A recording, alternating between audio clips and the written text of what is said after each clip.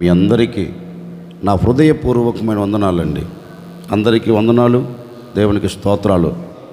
యెషయా ప్రవచన గ్రంథం 41వ అధ్యాయం 10వ వాక్యాన్ని చివరి లైన్ నేనే చదువుతాను. మీ బైబిల్ తెరచి చూడండి. నీతియను నా దక్షిణ హస్తముతో నిన్ను ఆదుకొందును. యాకోబుతో ఒక వాగ్దానపూరితమైన మాట చెప్తున్నారండి. ఈ మాట యాకోబుతో చెప్తున్నారు.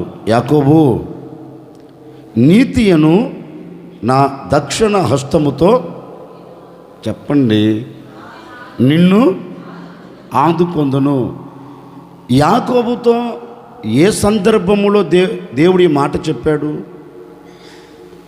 యాకోబు ఏ సందర్భములో ఉండినప్పుడు దేవుడు యాకోబునకు ప్రత్యక్షమై యాకోబుతో మాట్లాడారు? యాకోబు ఇంటిలో నుండి బయలుదేరి వచ్చాడండి.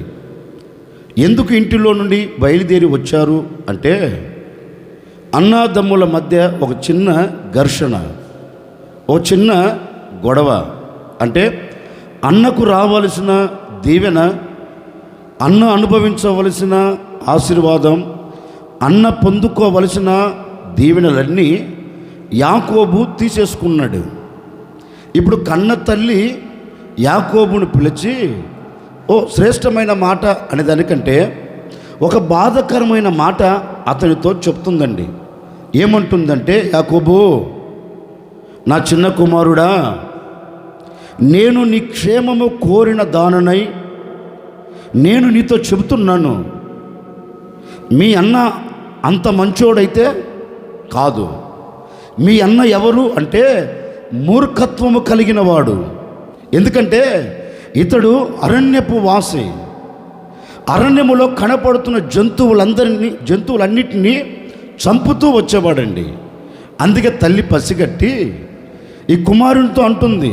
తల్లి కుమారునితో చెప్తుందండి, గనుక ఇంటిని విడిచి నువ్వు వెళ్ళిపో అని. నవమాసాలు మోసి కని పెంచిన కన్న తల్లే వెనక ముందు ఏమీ ఆలోచించకుండా కన్న కుమారుని జుట్టు పట్టుకొని ఇంటిలో నుంచి బయట వేసిందండి. బహుశా యాకోబు తల్లితో చెప్పిండొచ్చండి, అమ్మా, ఏ రోజు కూడా నేను బయట ప్రపంచాన్ని చూచిన వాడను కాను. ఏ రోజు కూడా నేను ఇంటిని విడిచి బయటికి వెళ్ళిన వాడను కాను. నేనెవరిని? ఒక గుడార నివాసి. నేను ఎప్పుడు ప్రతి నిత్యము నీతోనే ఉండేవాడును కదా. బయట ప్రపంచం ఎలా ఉంటుందో నాకు తెలియదు. కనుక నీకు దండం పెడుతానమ్మా, నన్ను ఇంటిలో నుండి మాత్రం గెంటి వేయకు. ఏదైనా ఉంటే అన్నతో నువ్వు మాట్లాడు చెప్పంటే తల్లి ఒప్పుకోలేదండి. బాబు, నీవు ఇంట్లో ఉండటం మంచిది కాదు, గనుక నీవు ఇంటిని విడిచి వెళ్ళిపో అని ఇంట్లో నుంచి యాకోబును బయటికి వేస్తే, ఇప్పుడు యాకోబు ఎక్కడికి వెళ్ళాలో, ఏ చోటికి వెళ్ళాలో అర్థం కాక తిన్నగా ఒంటరిగా ప్రయాణమై వస్తున్నాడండి. ఎవరు? యాకోబు. ఎక్కడికి వెళుతున్నాడో తెలియదు. బహుశా చుట్టుప్రక్కల ఉన్నవారు అడిగి ఉంటారు, యాకోబు, ఎప్పుడు నువ్వు బయట అడుగు పెట్టని వాడివి కదరా, ఎక్కడికి వెళుతున్నావు? ఏమోనండి, ఎక్కడికి వెళుతున్నానో, ఏ చోటకి వెళుతున్నానో, ఏ చోట ఉంటానో నాకే తెలియకుండా నేను బయలుదేరి వెళుతున్నాను. ఇప్పుడు నేను ఏ చోట నిలబడుతానో నాకు తెలియదు. అడిగిన వారికి సమాధానం చెప్పుకుంటూ యాకోబు యాత్ర కొనసాగించబడిందండి. యాకోబు ఎంతో దూరం వెళ్ళలేదు. కొంత దూరం వెళ్ళేలోపు యాకోబునకు చీకటి అలుముకుందండి. ఏమలుముకుంది? మాట్లాడండి. ఏమలుముకుంది? చీకటి అలుముకుంది. ఎప్పుడైతే చీకటి అలుముకుందో ఇప్పుడు గొప్పగా కోల్చబడిపోయాడు. అతని మనసులో ఒక ఆలోచన, అయ్యో, ఆదుకోగలిగిన నా తల్లిదండ్రులే, ఆదరించవలసిన నా తల్లిదండ్రులే, హక్కున చేర్చుకోవలసిన నా తల్లిదండ్రులే నన్ను దూరముగా పంపేస్తున్నారు, నన్ను విడిచిపెట్టేశారు. ఇప్పుడు ఎవరు నన్ను ఆదుకుంటారు? ఈ సందర్భంలో ఎవరు నా ప్రక్క నిలబడుతారు? ఈ ఒంటరి ప్రయాణములో, ఈ ఒంటరితనములో ఎవరు నాతో నిలబడుతారు? ఈ చిమ్మ చీకట్లో నేను నిలబడిపోయాను కదా, ఈ చీకటి నన్ను అలుముకుంది కదా, ఇక నా బ్రతుకు ఇక్కడే ఇక ముగించబడుతుంది. మరొక దినాన్ని నేను చూడలేను అని అరణ్యములో చిమ్మ చీకట్లో ఒంటరిగా నిలిచిపోయారని. మరి యాకోబు నిలబడింది ఎక్కడ? ఊర్లోనా, సమాజంలోనా, ప్రజల మధ్యలోనా, ఇంట్లోనా? కాదు, అరణ్యం. ఎవరు సంచరించని అరణ్యం, ఎవరు పలకరించని అరణ్యం, ఎవరి నీడ, ఎవరి తోడు లేని అరణ్యములో చీకట్లో నిలబడి కన్నీరు కారుస్తున్నారు. అయ్యో, ఇక నేను బ్రతకలేను, ఇక నేను సమాజంలో నిలబడలేను, ఇక నేను సమాజంలో తిరగలేను, నా అనుకున్న ఏ వ్యక్తిని నేను చూడలేను, ఈ రాత్రి నా ప్రాణము పోవటం ఖాయం. ఏదో ఒక విషపూరితమైనది వచ్చి కాటు వేయక పోదు, ఏదో మృగం వచ్చి నన్ను పట్టుకొని చంపక పోదు, దేనికి ఒక దానికి నేను బలి కాక పోను అని ఆ చిమ్మ చీకట్లో గొప్పగా కొల్చబడి కన్నీరు కారుస్తూ కుమిలిపోతున్నాడండి. దేనికోసం? ఆదుకునేవాడు ఎవడైనా దొరకకపోతాడా అని, ఆదుకునే వ్యక్తి ఎవడైనా కనబడకపోతారా అని. నేనంటాను, అరణ్యములు ఎలా కనపడతారు? అరణ్యములు కనపడరు కదండి.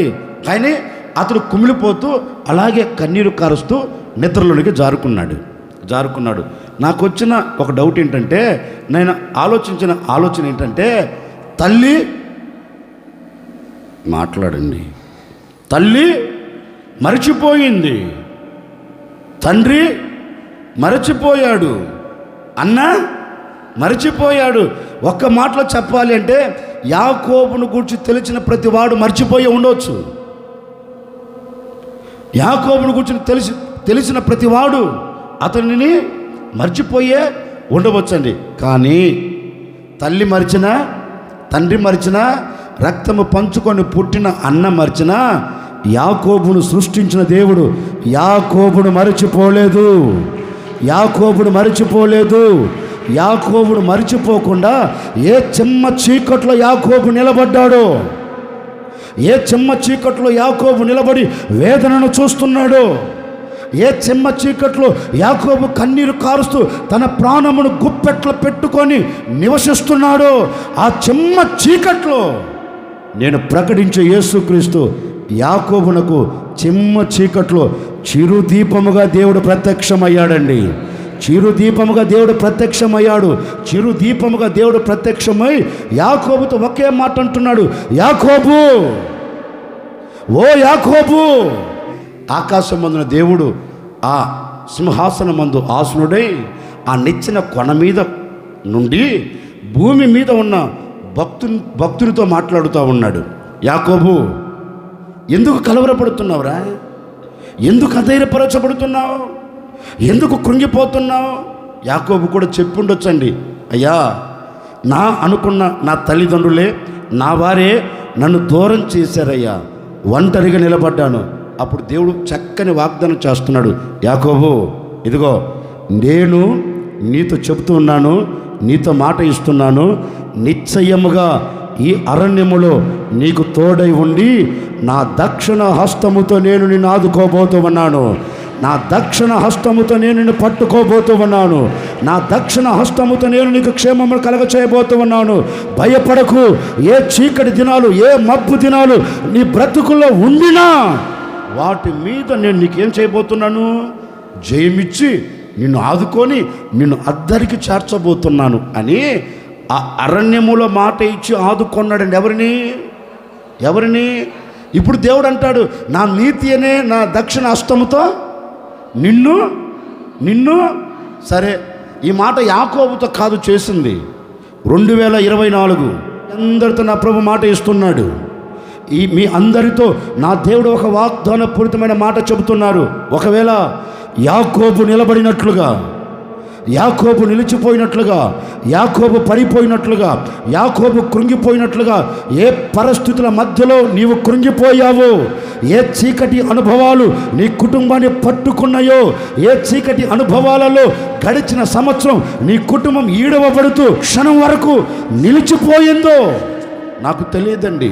ఏ చీకటి అనుభవాలలో నీవు నడిపించబడుతూ, ఏ చీకటి అనుభవాలలో నీవు సాగు వెళుతూ, ఏ చీకటి అనుభవాలలో నీవు అడుగులు వేస్తూ, ఇక ఈ చీకటేనా, ఈ చీకటి దినాలు తొలగిపోవా, ఈ మబ్బు దినాలు నన్ను విడిచిపెట్టి వెళ్ళవా, ఇక నాకు శ్రమేనా కలిగేది, ఈ అవమానమేనా కలిగేది, ఈ కన్నీరేనా కలిగేది, దీనికి ముగింపు ఉండదా అని ఒకవేళ ఈ క్షణం వరకు కూర్చున్నావేమో నాకు తెలియదండి. ఆ రోజు యాకోబుకు అరణ్యములో ప్రత్యక్షమైన దేవుడే, యాకోబును అరణ్యములో ఆదుకున్న దేవుడే ఈ నూతన సంవత్సరంలో అందరికీ నా దేవుడు ప్రత్యక్షమై ఉన్నారు, నా దేవుడు ప్రత్యక్షమై ఉన్నారు. ప్రత్యక్షమైన దేవుడు చెప్పకనే చెబుతూ ఉన్నారు, భయపడకు. 2024వ సంవత్సరములో ఏ చీకటిని నీ కుటుంబాన్ని పట్టుకోకుండా, ఏ చీకటి దినాలు నీ కుటుంబాన్ని అలుముకోకుండా నా దేవుడు చీకటి దినాలు కొట్టివేయబోతూ ఉన్నాడు, కొట్టివేయబోతూ ఉన్నాడు. ఇప్పుడే నా దేవుడు చీకటి ఛాయ కొట్టివేయబోతూ ఉన్నాడు, కొట్టివేయబోతూ ఉన్నాడు. చిరుదీపముగా నా దేవుడు నీ ఎదుట ప్రత్యక్షమై ఉన్నాడు. నీకు వెలుగు కలగబోతూ ఉంది.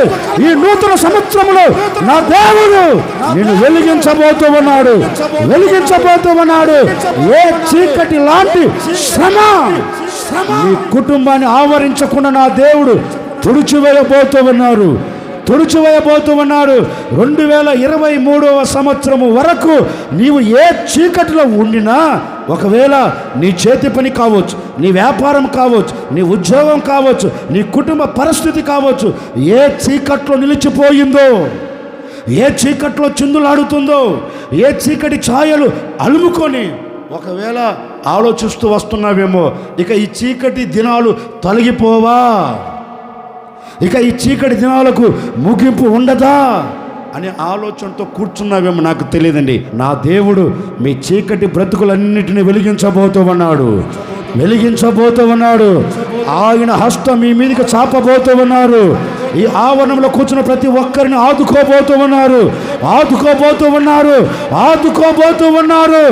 ఆదుకోగలిగిన హస్తం మిమ్మల్ని పట్టుకొని ఈ 2024వ సంవత్సరం అంతా నడిపించునుగాక. హల్లెలూయా. అందుకే యాకోబుతో అంటాడు, యాకోబు ఏ చీకటి ఛాయ ఇక నీ జీవితంలో ఉండకుండా నేనేం చేయబోతున్నాను, నిన్ను యాకోబును కాదు, ఇప్పుడు ఎవరిని ఆదుకోబోతున్నాడు చెప్పండి. ఈ 2024వ సంవత్సరం ఈ ఉదయకాల సమయములోనే తెల్లవారుచుండగా మంచు ఒక చెట్టును ఆవరించినట్లుగా, వర్షం భూమిని తడిపినట్లుగా నా దేవుని హస్తం నిన్ను తాకబోతూ ఉంది. నా దేవుని హస్తం నిన్ను తాకబోతూ ఉంది. నా దేవుని హస్తముతో నిన్ను కప్పబోతూ ఉన్నారు. నా దేవుని హస్తముతో నిన్ను ఆదుకోబోతూ ఉన్నారు. నా దేవుని హస్తముతో నిన్ను ఆదుకొని నిన్ను అద్దరికి చేర్చి, నీవు ఏ చోట విలువను కోల్పోయావో, ఏ చోట ఘనహీనుడిగా మారావో, ఏ చోట కన్నీరు కార్చావో, అదే చోటికి నా దేవుడు నేను ఘనతలో నిలబెట్టి నీ కన్నీటిని తుడిచివేయబోతూ ఉన్నాడు. ఘనతలో నిలబెట్టి నీకు క్షేమమును దయచేయబోతూ ఉన్నాడు. అందుకే ఈ ఉదయకాల సమయంలో 2024 అందరితో వాగ్దానం చేస్తున్నాడు, నా నీతియను నా దక్షిణ హస్తముతో మిమ్మల్ని అందరినీ, చెప్పండి ఎవరిని మిమ్మల్ని అందరినీ ఏం చేయబోతున్నాడు? నీ పక్కన వాళ్ళని చూసి ఒకటే చెప్పండి, దేవుని హస్తం 2024వ సంవత్సరం నిన్ను ఆదుకొనుగాక.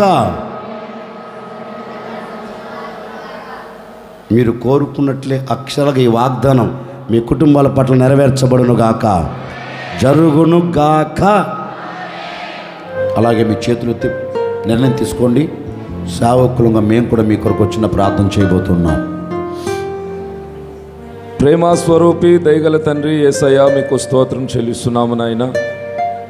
గడిచినటువంటి 2023 సంవత్సరం అంతా మమ్మల్ని అందరిని మీరు కాపాడి ఈ 2024 సంవత్సరంలోనికి మమ్మల్ని అందరిని మీరు ప్రవేశపెట్టినందుకే మీకు స్తోత్రం చెల్లిస్తున్నాము తండ్రి. ఈ 2024 సంవత్సరంలో నాయన ప్రభువా, మీరు మాకు అనుగ్రహించినందుకే మీకు స్తోత్రం. నీతి అను నా దక్షిణ హస్తముతో నేను నిన్ను ఆదుకుంటానని ప్రభువా, మీరు మాకు వాగ్దానాన్ని ఇచ్చినందుకు మీకు స్తోత్రం చెల్లిస్తున్నాం ప్రభువా. రోజున ప్రభువా నాయన యాకోబుతో మీరు మాట ఇచ్చారు నాయన. మరి అరణ్యములో భయపడుతూ ఉన్నప్పుడు, చీకటిలో ఉన్నప్పుడు తండ్రి, నీతి అను నా దక్షిణ హస్తముతో నేను నిన్ను ఆదుకుంటానని యాకోబుతో మాటిచ్చిన దేవుడవు. ఈ రోజున ఈ నూతన సంవత్సరములో నాయన కూడి ఉన్నటువంటి ప్రతి ఒక్క బిడ్డతో మీరు మాటిచ్చినందుకే మీకు స్తోత్రము నాయన. నీతి అన్నటువంటి మీ దక్షిణ హస్తము చేత మమ్మల్ని అందరినీ ఈ సంవత్సరం అంతా నాయన సంతోషంగా, ఆనందంగా నాయన వారి జీవితాలు గడుపునట్లుగా ప్రభువా ప్రతి ఒక్కరిని మీరు ఆశీర్వదించి ఆదుకోమని నజరేయుడైన యేసుక్రీస్తు నామములో ప్రార్థించి అడిగి వేడుకొనుచున్నాము తండ్రి.